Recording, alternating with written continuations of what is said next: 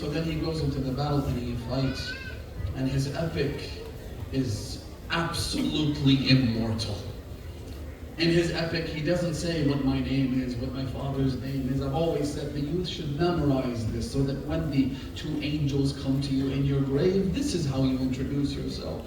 Instead of saying who I am, he said, Amiri Husaynun wa ni'mal Amir. Forget about who I am. You should know that my master is Hussein, and what a master he is.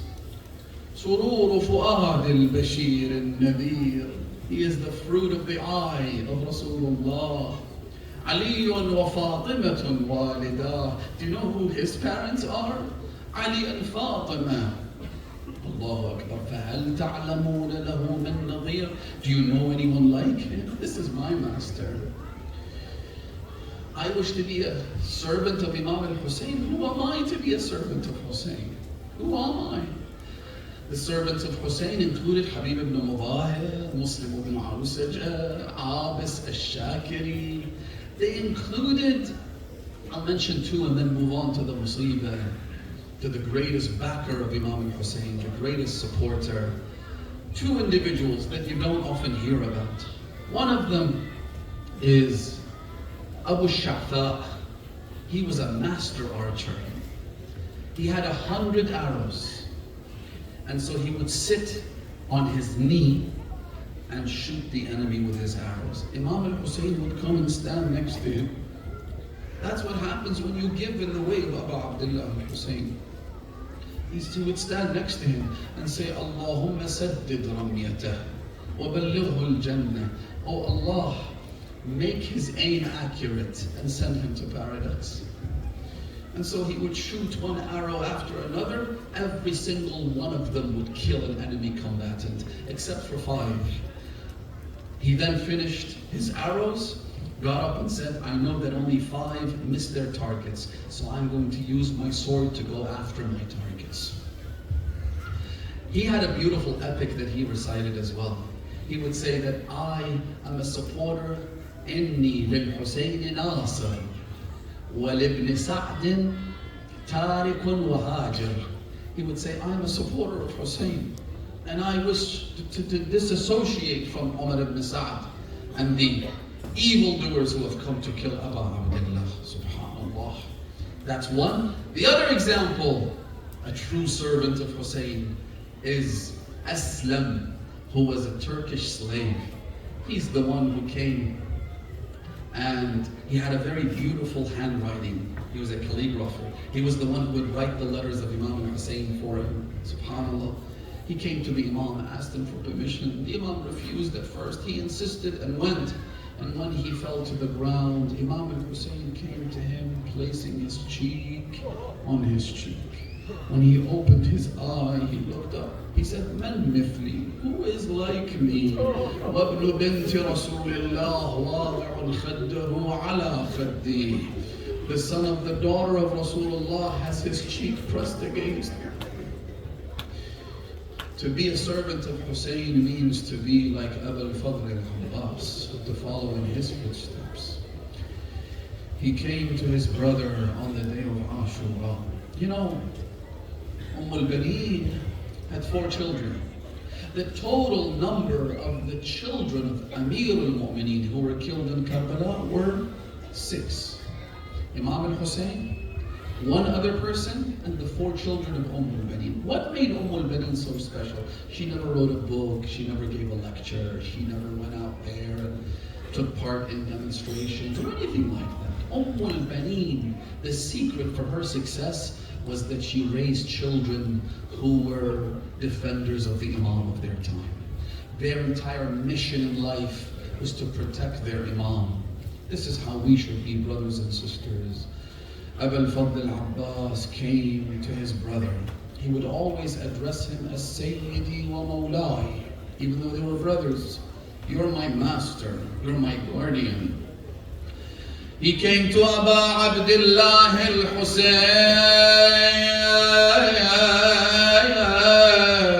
after his brothers had been killed. Sayyidi,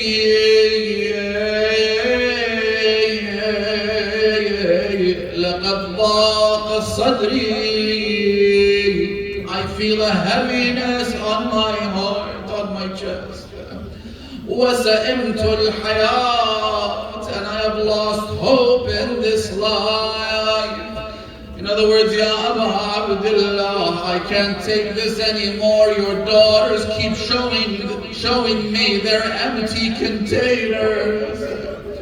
They keep saying, Al-Atash, Al-Atash, Al-Atash. Uncle Abbas, we're thirsty. Abu al-Fadl Abbas had 3 primary missions. Number 1, he defended Aba Abdullah. As long as he was alive, the women and children felt safe that their father wouldn't be injured or killed. Just like Amir al-Mu'mineen's mission was to defend Rasulullah in Uhud and Badr and Hunayn, Abu al-Fadl Abbas defended Aba Abdullah. The second mission was that he was as-Saqqa. He was the one who would be sought for water and nourishment. All the girls or all the children would go to him if they were thirsty. The third mission, from the beginning of the campaign until his departure, no one was able to attack the camp of Abu Abdullah. You don't hear the name of Abu al-Fadl Abbas when Bani Hashim were being killed, when the companions were being killed. Why? Because he was the defender of the tents of the women and the children. They felt safe while he was around. Now Abu al-Fadl comes to his brother. لَقَدْ ضَاقَ صَدْرِي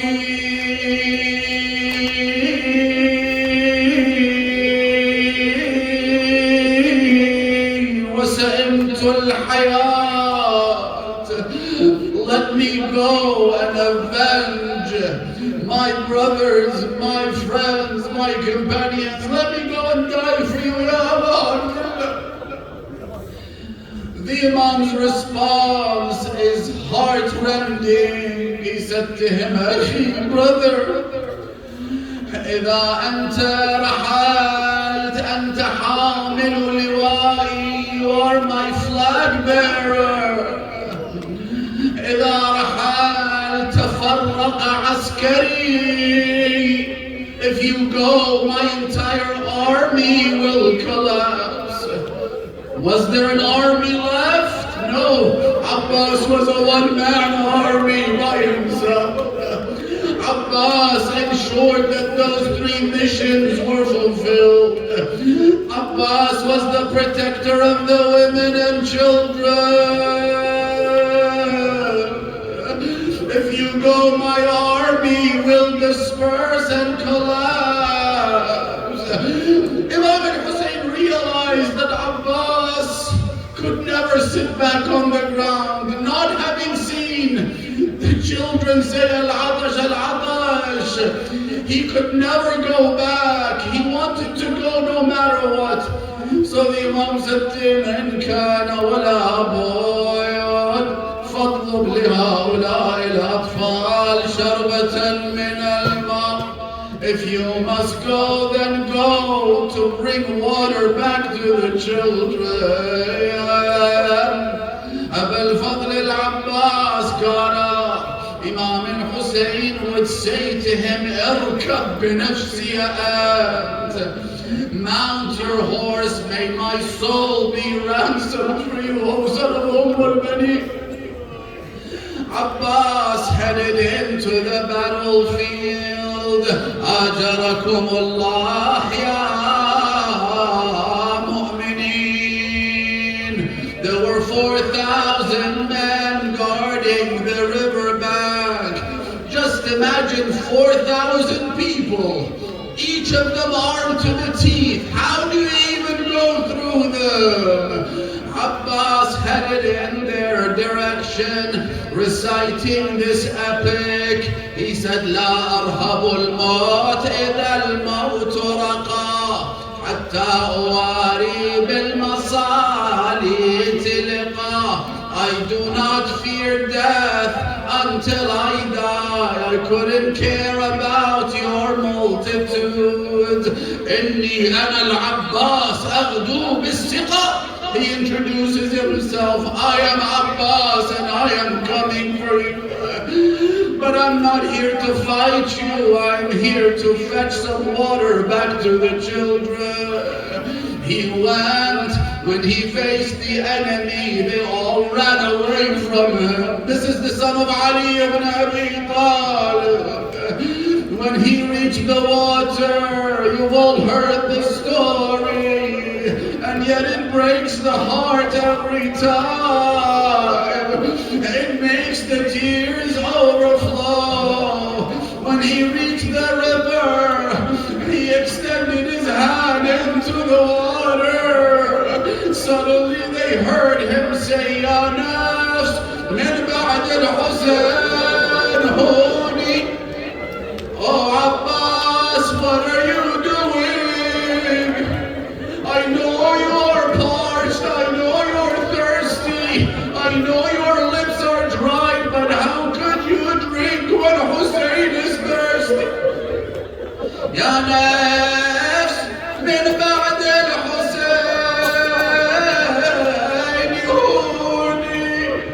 وبعده لا كنت أو تكوني هذا حسين وارد المجهول وتشربين بارد المعين. أيوة والله يا صاحب الزمان, if you hear me, I apologize. I know this broke your father's back and it breaks your back as well. Abbas left the river having filled the container. He then had only one mission. No matter what happens, I am going back to my brother. You know, you've all heard that Ali al-Akbar, when he left, he went and bid farewell to all the women and children. Everyone knew that Ali al-Akbar would never return. And yet, when Abbas left, no one said goodbye to him. He didn't bid anyone farewell. Do you know why? Because no one thought that it's possible Abbas would go and never come back. If Abbas promises water, he will make sure the water reaches Sakina al-Ruqayya. Aywa Abbasa wa Husayna. He headed back to the camp. As he was heading there, Imam al-Hussein is keeping an eye on his brother, but he's surrounded by all of these vicious wolves. Imam al-Hussein could still hear his words, he could hear his voice. Abu al-Fadl al-Abbas would say, Ana ibn Amir al-Mu'mineen, I am the son of Ali. This would give Imam al-Hussein comfort. My brother is okay. My little brother Abbas is fine. Abbas heads back into the direction of the camp of Abu Abdullah. Suddenly Imam al-Hussein hears the voice of Abbas changing. Now he hears him say, Wallahi in qata'tumu yamini. If you sever my right hand, inni wahabi abadan an dini, I will protect my religion and defend my imam. Yes, they've cut off my hand, but I can still go and see my brother Hussein. I can quench the children. Then his voice changed once again. This time he said, قَدْ قَطَعُوا بِبَغْيِهِمْ يَسَارِي. The voice has changed because it seems there is something being held by the teeth of Abbas. He has no right hand nor a left hand. He's holding the water skin, thinking that I don't have hands, but I can still go back and see my brother one last time. And that is when they began to shower him with arrows. One arrow pierced his eye.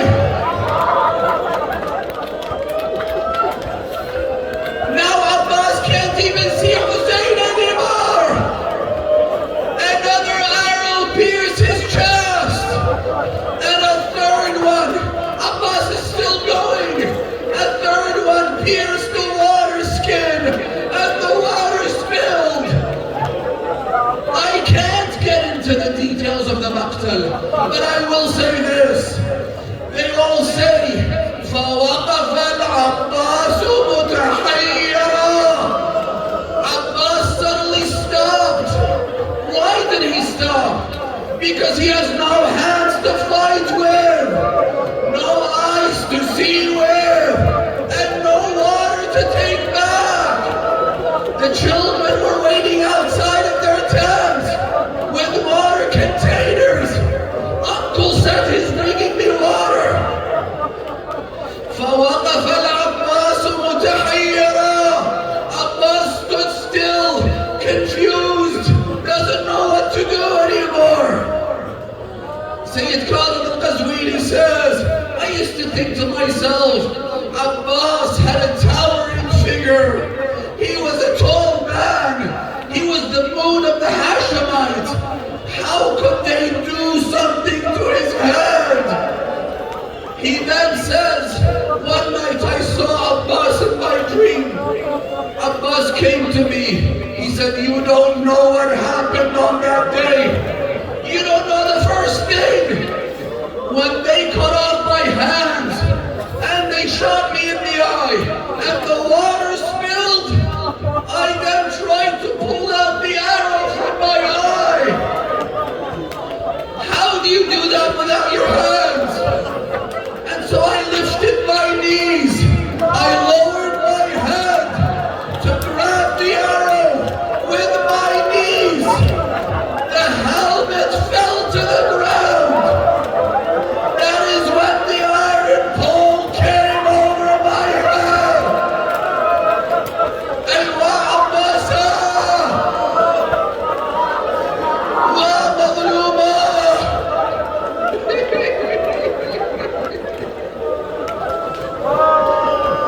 Then suddenly Hussein heard his brother for the first time, calling him Akhi Adrik Akha. Brother, come and help me. Abbas wants to say things to Abu Abdullah. He knows he's gone.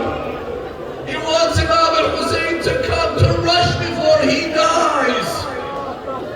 Imam al-Hussein rushed towards his brother. They began to flee from him like a lion chasing after sheep.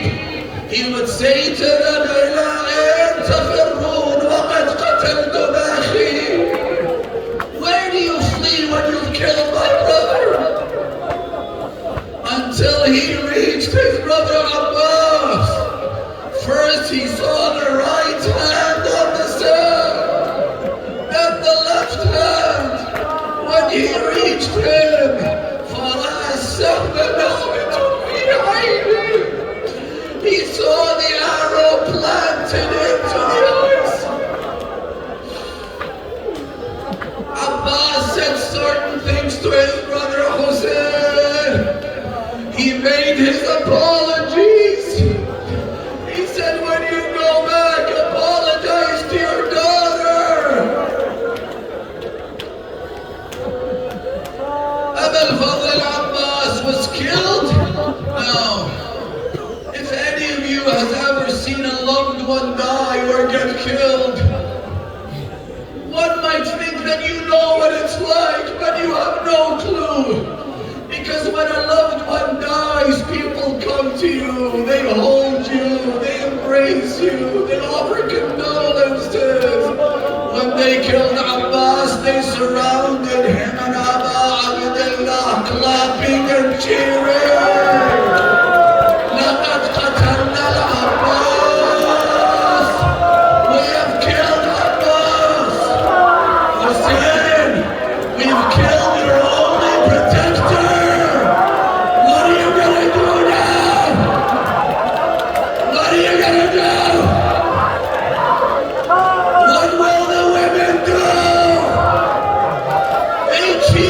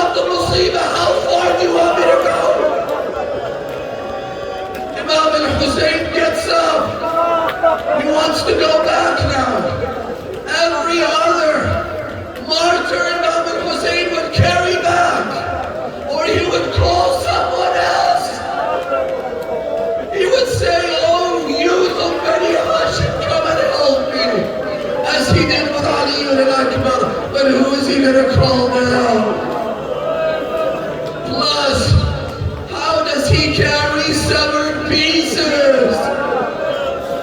And one more thing, they say that when Imam al-Hussein was heading back, he would take one look at Abbas and another look at the camp. How do I face the women and the children? What do I say to them? Abbas said, I'm going to go for a few minutes. Bring back the water, I promise. What will I tell Sakina?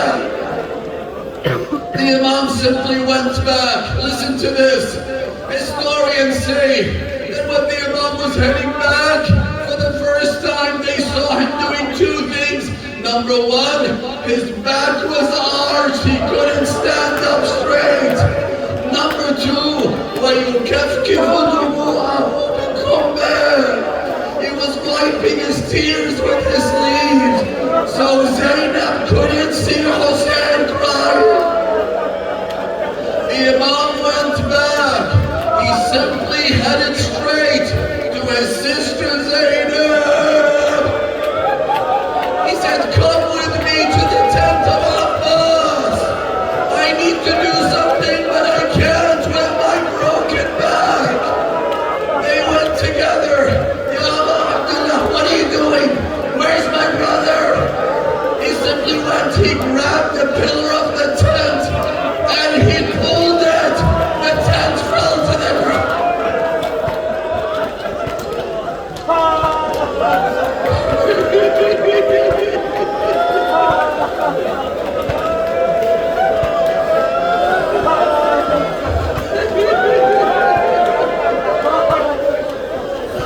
Imam al-Hussein then said something. Lady Zainab cried out. She said, Wa Abbasa, wa dayatana ba'dak. We are lost after you. Imam al-Hussein repeated the same statement. He said, Wa dayatana ba'dak. Abel Fad, Abel Fad, Abel Fad, Abel Fad, Abel Fad, Ya Abbas, Abel Fad, Ya Abbas, Abel Fad, Ya Abbas, Abel Fad, Ya Abbas, Abel Fad, Ya Abbas, say it with me, Abel Fad, Ya Abbas, Abel Fad.